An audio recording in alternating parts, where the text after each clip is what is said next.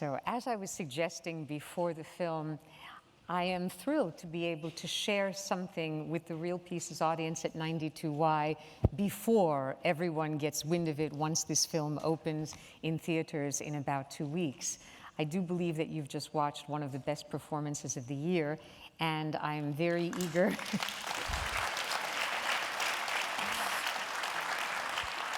I'm very eager to know more about how the film was made, what it meant to you, and of course we will take some questions from the audience before we end tonight.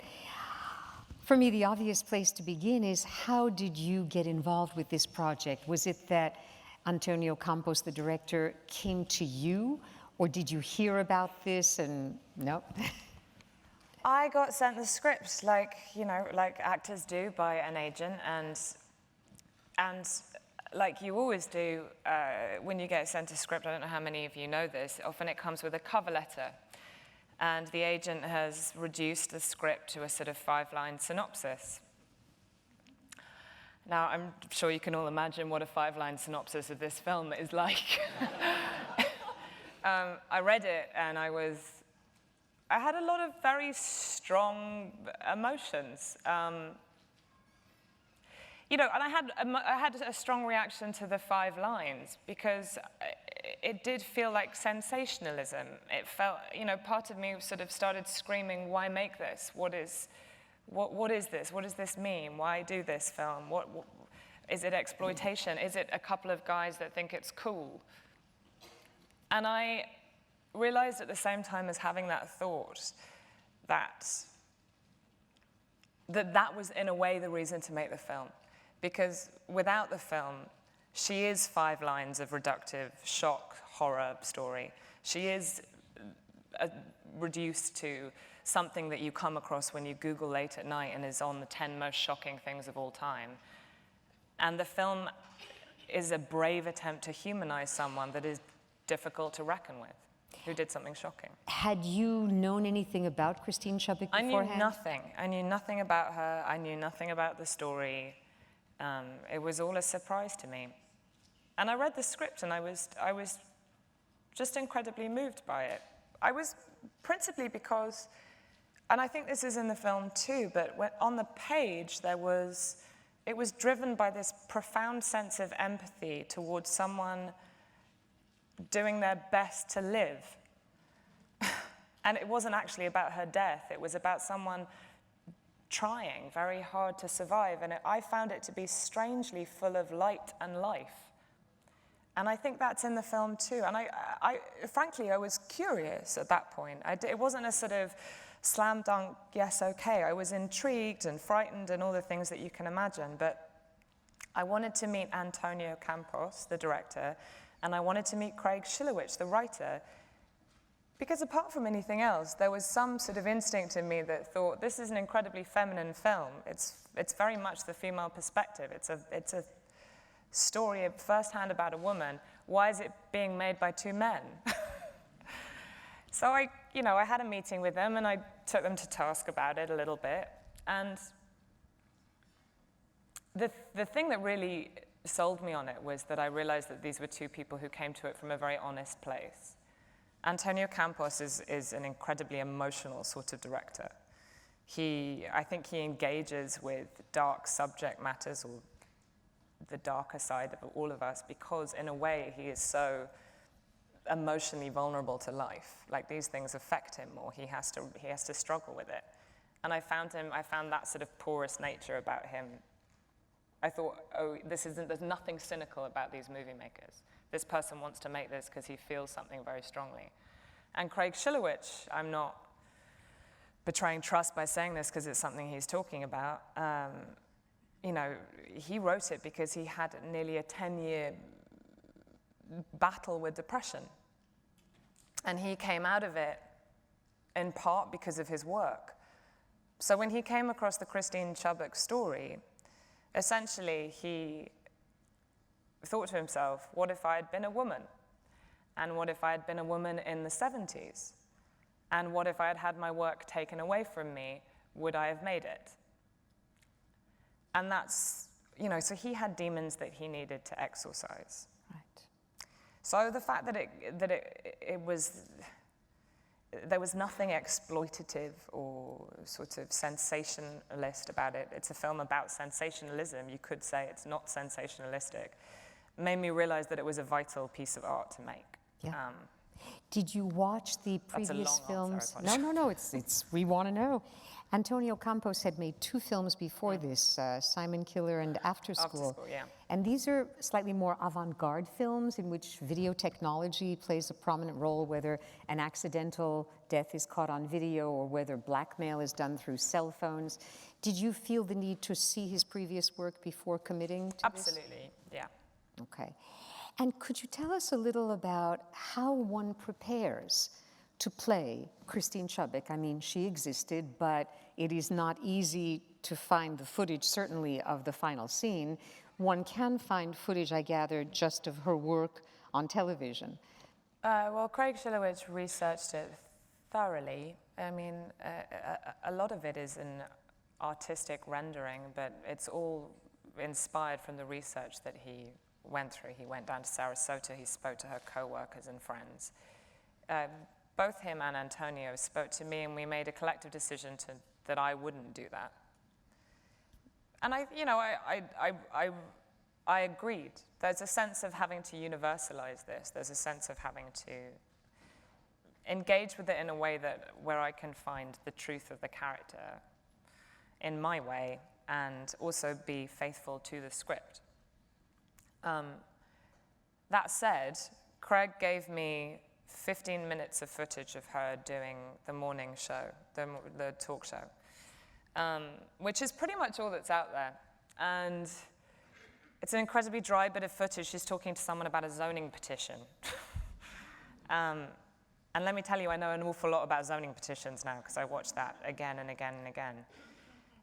And the best way to describe what the process was something a bit akin to the first impression that you have when you meet someone. You can intuit an awful lot about someone, and then that gets colored by lots of other things. But I would watch that footage and let my intuition work on it, and things would come up. Like I became fascinated by this idea of there's something about her that seems to be performing. Of course, she's on television. Of course, that's her performance persona. But there's something interesting in that, in a broader sense. If she's someone that feels that she is off or other in some way, then on some level, she's constantly doing a performance of what she perceives to be normal. And she goes through life looking at everyone saying, am I doing okay? Am I getting away with it? Am I succeeding? Am I failing? And sometimes she's good at it, and sometimes she's flat out a bad actor. Like, she is bad at acting, and it's funny and ridiculous and heartbreaking. But that notion of performing all the time and also somehow managing to show what's going on underneath the performance was the key to me, the sort of in. It's very much telegraphed at the opening because we first see your character on a screen, and it's a grainy image, so we know that it's a film within the film, so to speak. And then all of a sudden, instead of Nixon next to her, it's an empty chair. So we are introduced to Christine in terms of her performative self. And tonight I noticed that George has this wonderful line about versions of ourselves competing to be the right one. And it's almost as if he's addressing Christine herself at that moment. Now, to me, the performance that I watched is extraordinarily layered. One gets a feel for how Christine not only yearns for some kind of affective contact, but resists it terribly. In other words, she's not just, in terms of her performing self on TV, but with George and with others, with Jean. She's sort of, self-destructive in many ways. And I had a couple of questions about, first of all, does it take a particular toll on you as an actor to play a woman who is so smart but so incapable of giving herself what she needs? I mean, when you ended shooting, was it sort of, did you need to get her out of your system, or was she already completely inside? Yeah, I mean, that's a big question. I mean, I don't think that, for me, good acting is invisible. You don't see it. It doesn't draw attention to itself. And if you stand a chance of doing that, you have to internalize. You have to have an intimate relationship with a character that does get inside your head. I mean, you know, it got to the point where the Christine's voice was the sort of voice that I was thinking in, which was, you know, confusing. I was lucky that I had a lot of external stuff. You know, I had a sort of process where the hair would be done and it's all right, someone might need to take a message. I'd put the hair on and the clothes on and the makeup and everything, and then, you know, I looked so other that once that had happened, it was sort of awkward to be me, and vice versa. When it all came off, it helped remember. You know, but the truth is, I think, you know, you find a way to relate to a character in the same way that you hope an audience will find a way to relate. And it's a hard one, because the truth of this is that, you know, we all know, in kind of banal terms, we all know what it's like to be stymied at work. We all know what it's like to get depressed. We all know what it's like to feel unloved. It's really hard to admit, and myself included, that were it not for the circumstances of gender, time and place, social context, and brain chemistry, which is completely arbitrary, we might all have the potential to go over the edge. I don't mean like this. I just mean, you know, and that's scary and hard to live with, and, you know, you do, and I did have to entertain that, and that's because I had to be empathetic towards her and understand her if I stood even the slightest chance of making you all. And was there much of a rehearsal process in which you could develop this, or basically more during the shooting? It was an interesting process, and it was unlike any that I've gone on before, actually. There was a sort of, I was lucky. It's not always the way. You know, I signed on to this, and then there was the usual year-long wait, because it's not exactly an easy film to fund. You know, the finances are not knocking down the door to finance a film about a woman who commits suicide. So I signed on to do it, and then it was going to happen, it's not going to happen, it was going to happen, it's not going to happen for a year. And then finally it was going to happen, and conveniently I had 3 months clear before we started shooting, which is frankly what I needed. I think any less, I don't think I could have quite got there. Whatever. But so there was 3 months very intensive talking about it to Tony and talking about it to Craig. I spent a lot of time watching 70s film. I spent a lot of time thinking about the period. I read a lot of books about depression and schizoaffective disorder and borderline personality and autism spectrums, and, you know, there are a lot of books out there. There are a lot of brilliant books by women, actually, about dealing with suicidal inclinations, and, you know, so I did all of that, more than I did the sort of specific Christine Chubbuck stuff. And then slowly the character sort of got fleshed out day by day. The voice went from being an impersonation to something that felt comfortable in me. And Antonio was part of that whole process. There wasn't really any rehearsal per se, but when we got to the actual shooting, which was only 29 days, which is actually quite good for this scale of independent film, but we had 29 days. Then it was just a matter of putting her in the right place and letting it happen. But I did have a remarkable relationship with Tony, because he didn't necessarily, I mean, I can appreciate it was probably quite difficult to talk to me and give me direction sometimes, but he didn't so much talk to me as feel things with me, which is slightly complicated to explain. I just remember that I would look across the room and he would be looking at me and sort of pointing to his stomach and making a face, you know, and I sort of, then that was okay. Or he would be not doing that and just being like, I don't really understand you, Christine, right now. I don't see what you're going through. So holding his stomach was a good thing, yeah, meaning because you're he was hurting me? feeling whatever I was feeling, and then, you know, but that's how our directing relationship worked, and it was incredibly incredibly symbiotic and I mean, it was really, he was on the same track that Christine was on, which was, it was good. It felt very supported and trusted. And I know most films are not shot sequentially, you know, chronologically. Was this in any sense, or no? It pretty much was. We had to do a lot of the exteriors first, and then we got into the studio, and that was the bulk of the shoot, was the work environment. And then because we were in one place, we did shoot sequentially. So the last scene that I shot was, you know, the last scene. Because I think all of us sense in the early part of the film, we could empathize with Christine. She's not yet, in any sense, over the edge. She's tightly wound, and your character can sometimes be sort of arrogant and difficult. And yet we see that, I keep thinking of the line from Broadcast News when Holly Hunter laments how she's the smartest person in the room. And the station, Mike, he says that. He says the same thing. Yeah. But it's a gradual transformation as various roadblocks come up. We start to see the unraveling. And of course, as Chekhov always, you know, taught us, if you introduce a gun in Act 1 or 2, it better go off at Act 3. So I, who watched this film, believe it or not, and I sort of know my history for film and television, I did not know the story of Christine Chubbuck when I watched it. I had no idea that she would shoot herself on the air. So for me, it was a shock. And I really felt the horrific thing. Tonight, it was like, well, now I know what's going to happen, and I can watch how it's going to happen. And it's a slightly different experience.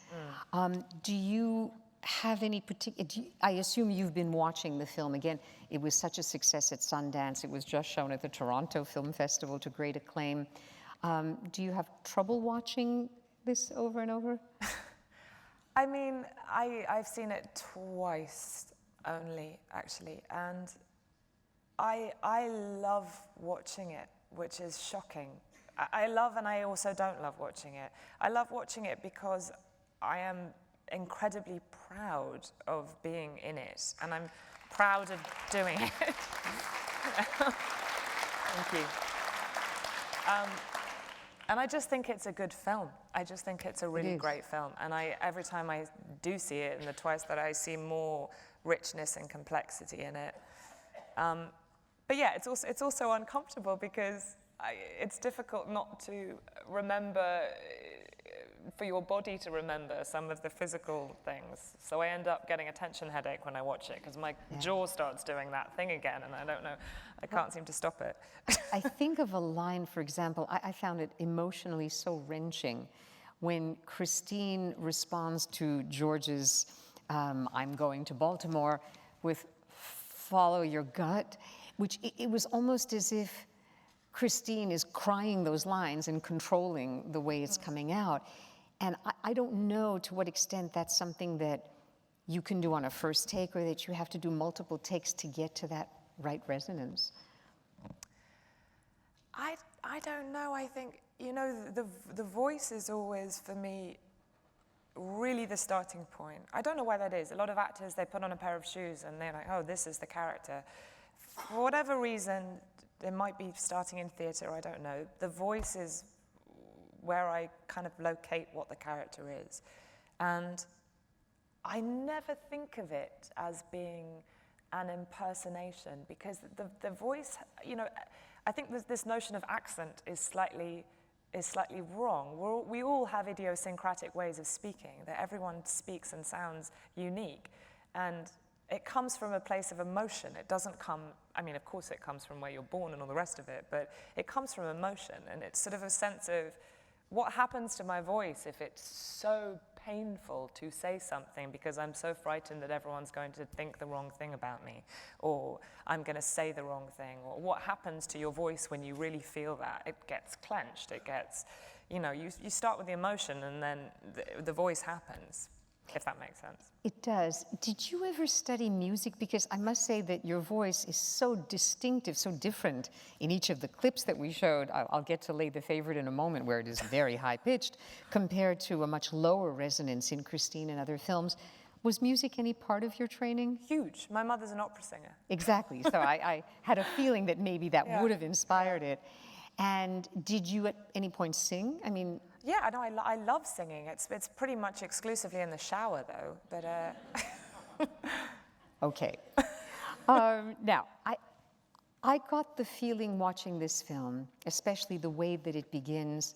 I mean, in the background, there's always mention of Nixon, of Watergate, of the era, that in some ways you are telling, yes, the foregrounded story of Christine, but this film is also telling the story of the time. Absolutely. Including all these shots of the technology that existed at the time, so much more weighty, heavy, cumbersome, than the lightweight digital stuff we have now.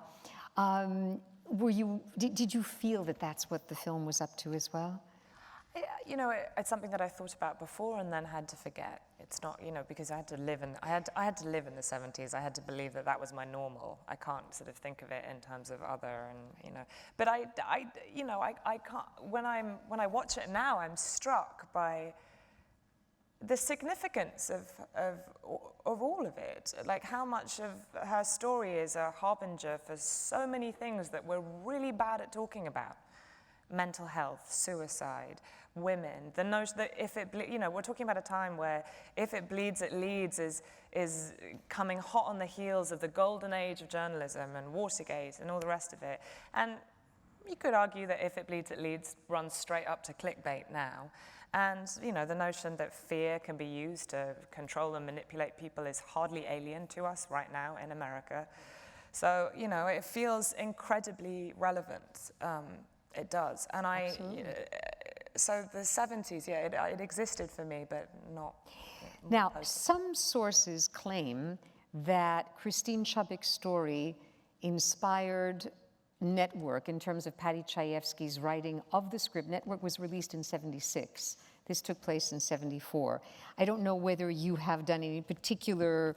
Yeah, well, I'm obviously curious about it. Someone recently disproved the theory extensively in a book, and Dave Itzkoff? Yeah, I'm sure that there's some truth in that. I can't help, because he says that there was a version of the script before the Chubbuck story, but the version of the script didn't contain the suicide, until afterwards. So I don't know. It's difficult to. I mean, I'm sure that many people in this audience remember the really terrific film directed by Sidney Lumet, where the character Howard Beale, played by Peter Finch, who received a posthumous Oscar for it, he vows to kill himself on the air to protest the very kind of mentality that Christine is confronting in her Sarasota newsroom, that things have to be more exploitational to capture the largest possible audience, the ratings-obsessed producers. Now, the question is, of course, whether one can just consider that Network's brilliance is, I'm mad as hell and I'm not going to take it anymore, that's the key, as opposed to an on-air suicide that doesn't really happen. It doesn't matter, but Network and Christine are, for me, fascinating companion pieces made essentially exactly 40 years apart. I mean, Itzkoff's book is called Mad as Hell, The Making of Network and the Fateful Vision of the Angriest Man in Movies.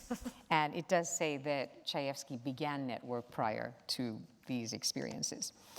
Another sort of related film question, this past Sundance Film Festival, where the film received such acclaim, especially for your performance, there was a mock documentary shown called Kate Plays Christine that follows the actress Caitlin Scheel as she prepares to play Christine Chubbuck.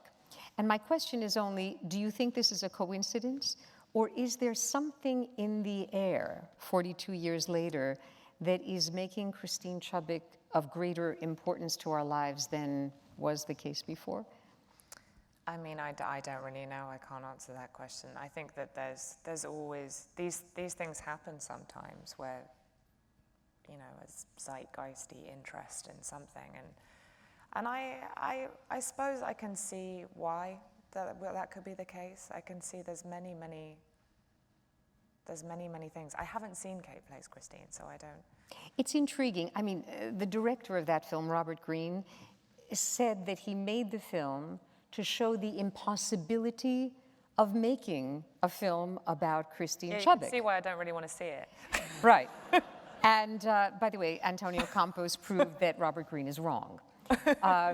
But in that film, you get the impression, because the actress is constantly researching Christine Chubbuck's life, and you see scenes of a finished fiction film, you think it's a documentary and that we'll get to see the complete Christine starring Caitlin Scheel, and then it turns out no, it's all stage stuff. The only interesting point being, if you haven't seen it, I'll just share this, that towards the end there is an interview with the producers, people who worked with Christine, who know where the footage exists. In other words, there is a record of that on-air suicide, but no one is allowed to see it. It's sealed in a vault.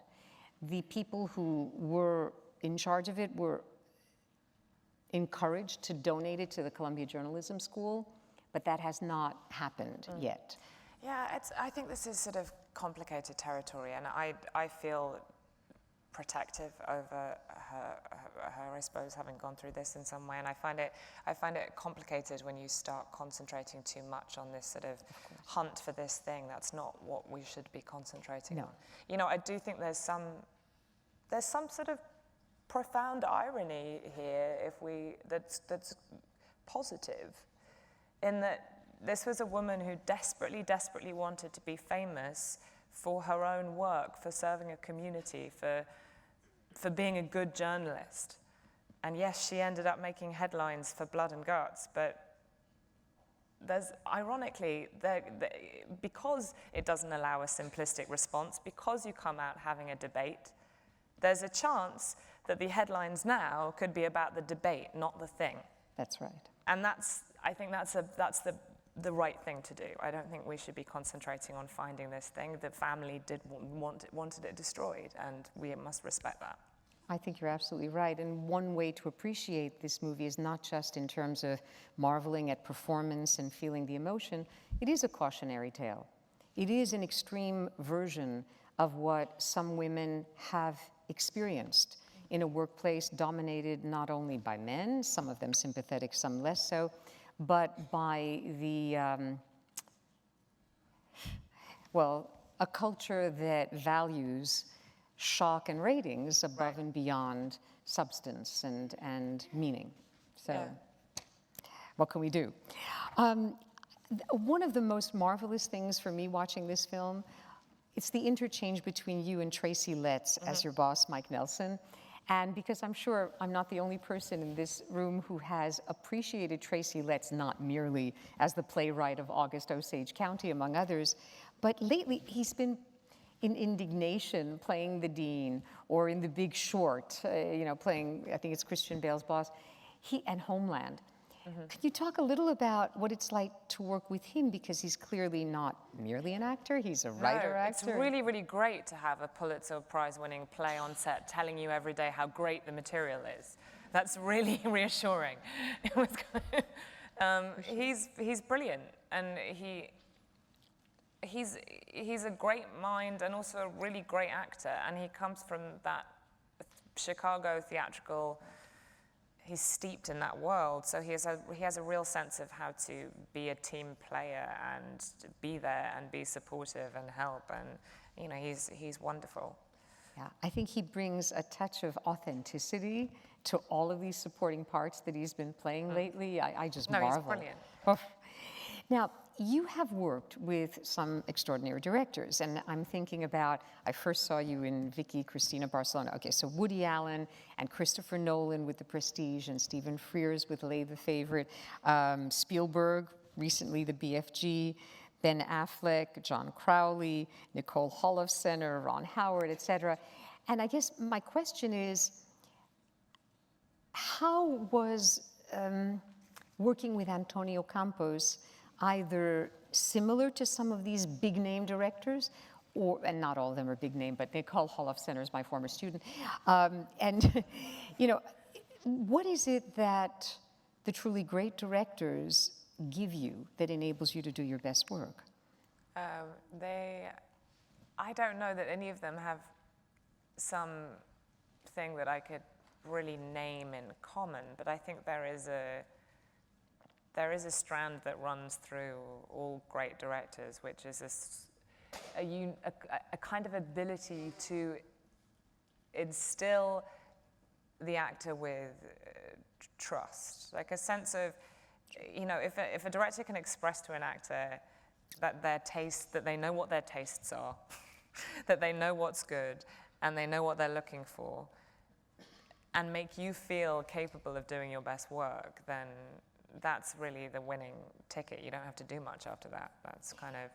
But I assume that it's very different, the experience of, say, working with Woody Allen, who is known for not giving all that much direction to his actors. And Stephen Frears, we were told early August when Meryl Streep and Hugh Grant and Simon Helberg were on the stage, again, that kind of modesty in not wanting to impose too much on the actor, versus, I'm guessing, Christopher Nolan and some others who are more directly engaged in wanting a specific thing, no? No, I mean, Christopher Nolan, I remember being very engaged in precisely what the shot was going to be and precisely what he wanted the scene to look like. But he gave me total freedom. I remember a big scene with Christian Bale, which was my first scene on set, which was a big row. I think that's the clip we showed. Oh, you did? And I can't live like this. Yes. That's the one. he essentially, once he knew what he wanted it to look like, he basically said, improvise it. Okay. Just keep going. Just get hysterical. And do you like being told that you can improvise, or do you prefer to? It really depends. It really depends on the style of the film, the environment, the writing. I mean, someone like Tom Stoppard with Parade's End, I would never improvise a word on top of Tom Stoppard. It's just not worth it. Understood. Now, one clip that I really enjoyed watching tonight, and the whole film I really enjoyed, was Lay the Favorite, which is 2010, Stephen Frears, based on another true story, a very different kind of woman, Beth Raymer, from Christine Chubbuck. Yeah. She was a private dancer in Florida also. She was in Florida. That's been quite nice. She did in-home stripping in trailers. Yeah. Exactly. And she went from that to the high-stakes sports betting world of Las Vegas. And it was the only time that I saw you in a clearly comic incarnation. And it seemed like you were having a very good time. I had a ball. Do you yearn to do more comedy, despite the fact that you keep being associated with rather fine dramatic parts? Yeah, I love comedy. I love doing it. I love all of it. It's finding the right stuff, I suppose, and also how people perceive me and all that kind of thing. So, here's hoping. Okay. And finally, I mean, one question that I've been thinking about based on having watched 9 of your films recently, my husband Mark and I had a great time. I mean, we always really enjoyed pulling clips together because there's so much good work. You not only do American and British accents with equal dexterity, I know you also hold dual citizenship, United States and England, UK. Do you feel more of an identity in this country these days, or do you feel that you like going back and doing UK work? I do. I can't imagine not having, one foot in England and doing work on the stage and all that. I've not left. Okay. But I ended up marrying an American, so now New York is home. Is he the one who in this film plays the doctor? Yes. Oh, yeah, Morgan Spector? Morgan Spector, yes. I found this little detail when I was doing research. I go, no, really? Yeah. And then, I guess, really? He has a small part, but I can see, yes, it works. I think it was more for moral support, I think. Now, you mentioned your stage work, and we haven't even touched upon this yet, but I know in 2005, for example, you reprised the role of Rosalind in the touring production of As You Like It, under the direction of your father, Sir Peter Hall, and that included a stint at BAM here in New York. And then in 2008-09, you acted in Sam Mendes' first installment of the Bridge Project as Hermione in The Winter's Tale, also Varia and Cherry Orchard. And you performed with the same cast in so many different countries, Germany, New Zealand, Spain, UK. Yeah. So could you tell us, and also, wait, you made your Broadway debut in Sophie Treadwell's expressionistic play Machinal in 2013, and I gather you're coming back to the New York stage next year in Animal. Tell us a little about the balance between stage work and film work that you seem to be... It's like working out at a gym, I think. That's how I feel about it, is that you will not be strong if you just run on a treadmill. You've got to go and lift weights as well. Okay. And I feel that doing theatre informs my film acting, and doing film acting informs my theatre acting. I think the two are very important to me, and I would never give up. And what is Animal? What can we look forward to next year on stage? I don't know what I can say about it. It's a new play, so okay. It's, you know, I'm going to keep it under wraps for now, but it's good. And also, you know, when I think about your career, and we haven't shared this side yet with the audience, on the British end, you starred in the BBC HBO production of Parade's End in 2012, opposite Benedict Cumberbatch, our guest of about almost 2 years ago. And it was an acclaimed miniseries adapted by Tom Stoppard from Ford Madox Ford's novel, led to BAFTA Award. But then on the American side, I'm thinking, you're in Iron Man 3, right? And so you seem to be alternating not only between the British prestige productions and American mainstream features, but also between small independent films like Christine, as well as the American studio. Do you feel that there is a big difference for you, or is it just basically, is the role good, is the script good, the director? It is the role good, is the script good? But I mean, yeah, I would be completely disingenuous if I was to say that's all it is. There is a certain amount of, you know, the way that films work these days is, if I read an indie script that is going to be cobbled together on a shoestring like this, it's hard for me to be the impetus to get the funding unless I've been in Iron Man 3. So, you know, I'm lucky in that the Iron Man 3 choices that I've had to make have been ones that have also coincided with good directors and good scripts and films that I feel proud to be part of. But, you know, there is a certain amount of having to do that because I want to support the independent cinema. I completely understand that. I think that any actor has to be aware of crafting his or her career in an overview sense, in addition to the individual parts. I mean, I always tell my students at Columbia about John Cassavetes. Had he not accepted roles in things like Brian De Palma's The Fury, he would not have had the money to make his extraordinary films like A Woman Under the Influence, let's say. Yeah, they were financed by that.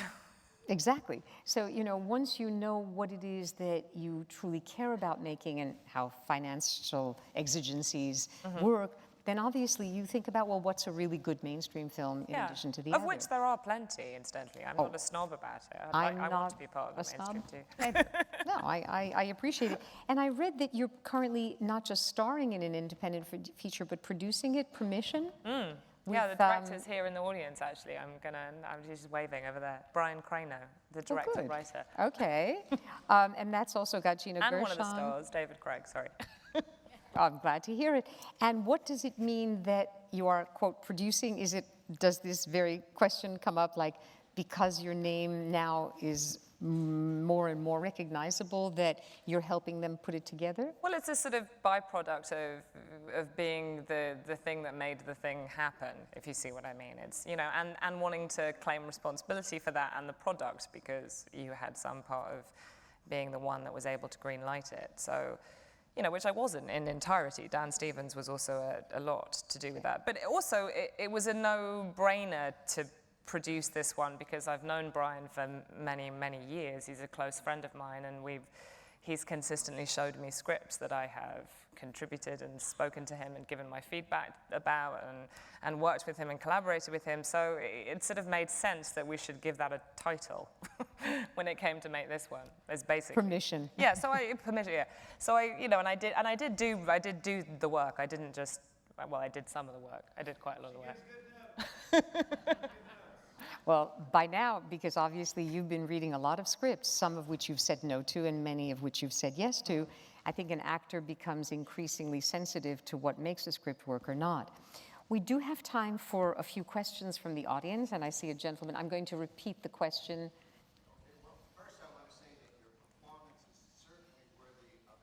First, your performance is certainly worthy of an Oscar. Thank you.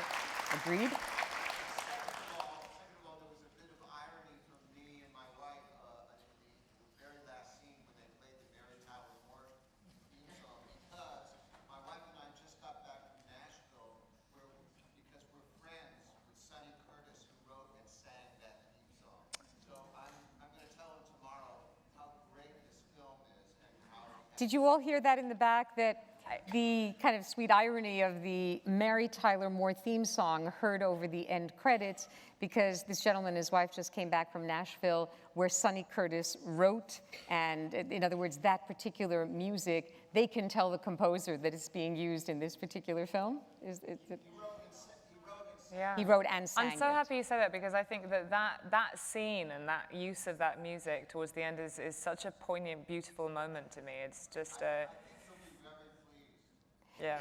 And also sociologically, it was my husband Mark who pointed out when we watched the film that in 1974, any woman who wanted to work in television would have been home watching Saturday Night Mary Tyler Moore, which is exactly what we see Jean doing at the end with her comforting ice cream. I mean, Jean and Christine are like the opposite ends of the spectrum. But also very similar, you know, Exactly. and I think that to sort of really kind of send the metaphor home, I mean, there's that scene where Jean says, when I feel bad, I go and get ice cream and I sing a song. And Christine sings a song. I mean, she's close to be able to do a lot of these things, but she doesn't have the tools to be able to eat ice cream. Do you know what I mean? It's like, whereas here's a woman who at the end of the film can eat the ice cream and can carry on. And that's a sort of, but I feel it's very affectionate towards these people. That's something that I also just want to say out of nowhere, is that something that I love about the film is that there's a deep affection to all of these people, all trying in their separate ways to get through and get by. And they're all doing their best for themselves and for her. The biggest tragedy is that she doesn't see that. I completely agree with you. There is no character in this film that I could easily call villainous or evil.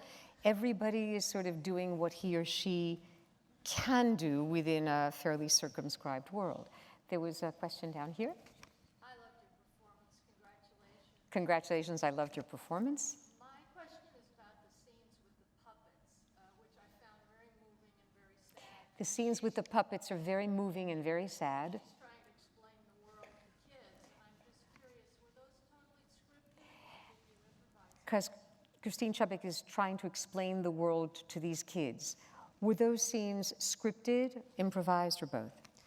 We shot, interesting enough, this is based on fact about Christine, is that the real Christine is that she did have a hobby where she loved puppets. We don't know that the puppets look like that, and she did work with children, so but what Craig ended up coming up with was this idea of there's got to be some way where we can see the inside of her come out. So the sort of talking to the puppets became this expressionistic way of doing it. We shot a fair amount of puppet stuff, and some of it was improvised.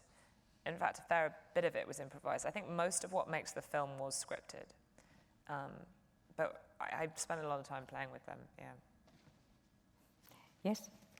Do you think your being inside of her head to try to do this character, that the fact that she had to have that surgery and she wouldn't have been able to have a child, do you think, just from your perspective, do you think that contributed, aside from the fact that her struggle with her career?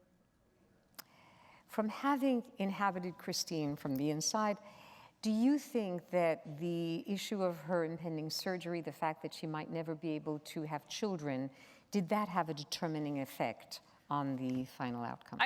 Of course. I mean, I think all of it is. I mean, she has professional and personal disappointment in every possible area, you know, and also she's dealing with serious debilitating mental illness. So anything external that adds to that is going to make her feel that she's somehow broken, is going to make everything worse. So yeah, of course it informs it. Yes. A woman there, and then a gentleman here.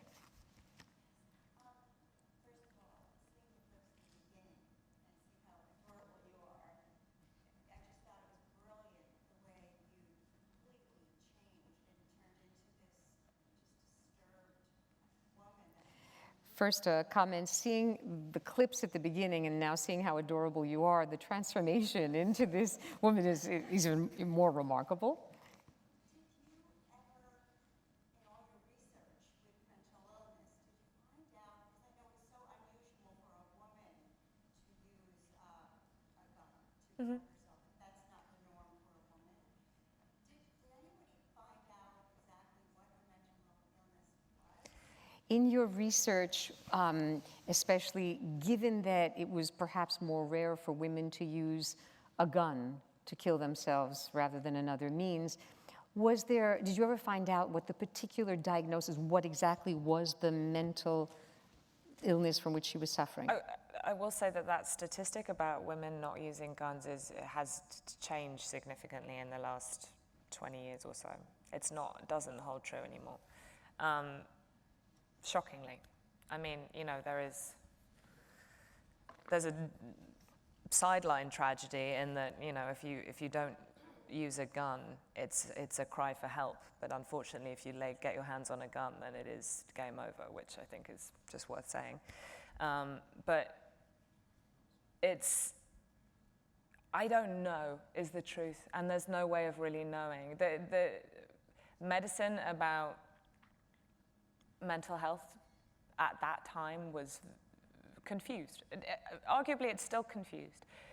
And but there's no question that that everyone around her tried to help her. She did see doctors. That refers to the episode in Boston, which does come from facts that she did have a breakdown where she was hospitalized. We don't know. They had so many different terms for things then, so it's difficult to say.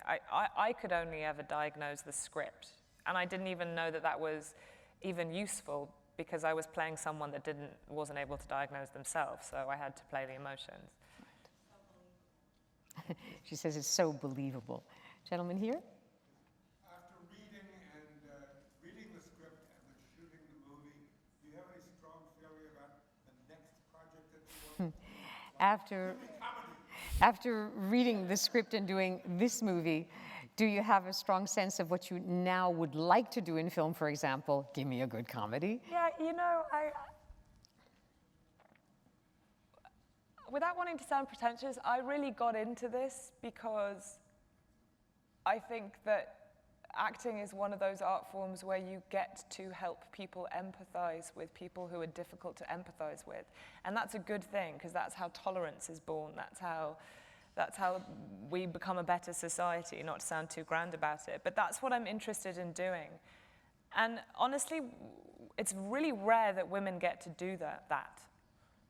Because often we're required to be the thing that things happen to, the victim, or we're required to be pretty and you feel sorry for us for different sorts of reasons. It's rare that we're actually, on a more universal way, asked to portray a sort of every person and ask you to broaden your tolerance and understanding of someone.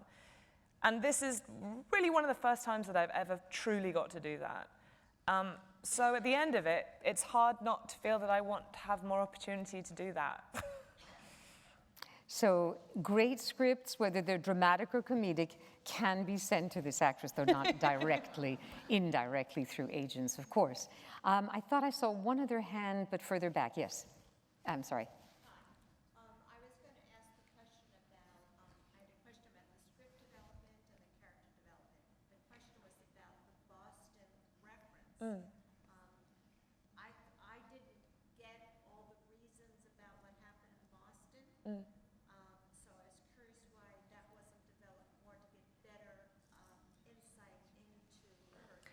Because This is a question about the Boston reference. Why was it not developed further to give us more of that historical sense of Christine's character and potential breakdown? Now my other question was, I thought in terms of the character development, the last scene where just when she's contemplating the suicide, she puts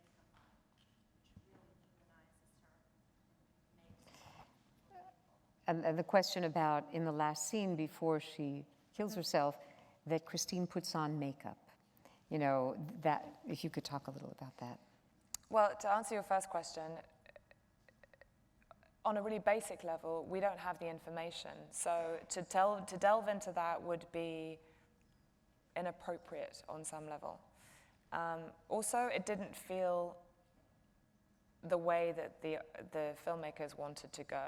There is something in this film that it doesn't explain everything. It doesn't put a neat bow on everything and say she was like this because of this thing that happened to her in childhood, or she was like, and that is very deliberate, because you get to look at her in the same way that everyone in her community looks at her, as someone who is different and odd, and I don't know why, but I still like her.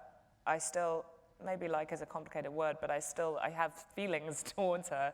I worry about her, but I don't know what's going on. And that's, I think that's to make you all relate to that in that way is more of an achievement than to do it with a sort of full-rounded explanation that can be reductive in terms of art. Leave that to the documentary journalism. To answer your other question, that whole sort of coming to the end scene, we spoke a lot about her mental state, obviously. And I found that there was something counterintuitively interesting about plotting it out in my head very logically.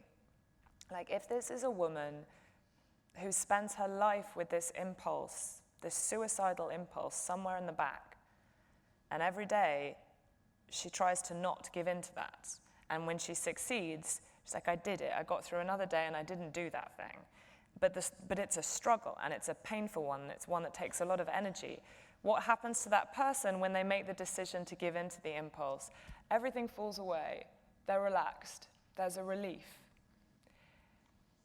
And there was something about just sort of thinking it through, like that she wants to be pretty. Like, she wants to be pretty. And not sort of making the decision to be an angry, I hate everyone, but more a sort of, she's got to a logical place where she's gone, this is the way the world works. You want me to do this thing. If that's the way the world works, well, I'm sorry, everyone, but I'm not going to make it. It's sad, it's full of grief, but it's quite calm. You know, and I think the makeup was a kind of moment of showing that. And in fact, I would just add one tiny detail. In my classes, I very often show films that begin at the end. In other words, where the act takes place. I mean, I can imagine a film being made where the first thing you see is the on-air suicide, and then the film goes back in time into flashbacks to show how you got to that point. That's the kind of film that implies a certain destiny, that things could not but happen as they do, and there's a kind of neatness in the way that some of those films wrap it up at the end because, oh, we're back at, now I know how we got here. And I found it powerful that that's not what they did, that we don't start in Boston, we start with her life in '74, and that leaves all the ambiguity. In the film, in the story, the history. It leaves out her brothers. I mean, in the true story, she had two brothers. Her younger brother, Greg, moved in with Peg and Christine. But I think there was a streamlining where the focus became very much on Christine Chubbuck and the setbacks of a very, very smart woman, a capable and attractive woman, who was stymied in many ways, partly externally because she was not allowed to do the work that she believed she should do, and partly from internal demons and forces. And I know we're But I think that, you know, that's the job of any piece of art is not to answer all the questions, but to try and, you know, say, present something and leave you with, well, why do you think that she did that? exactly. You know, and that's what you see is the streamlined version of how to do that. And, you know, in closing, I would say that what we see is, even though the story is about a woman who did not succeed in exercising her craft, her intelligence, her talents, ironically enough, what we've just watched as well is the great example of an actor who is given the opportunity to realize her talents in telling an important and reverberating story. I have a feeling we're going to hear a lot more about all your awards that you deserve. The film is coming out in 2 weeks. Thank you, Rebecca Hall, for joining Thank you. us.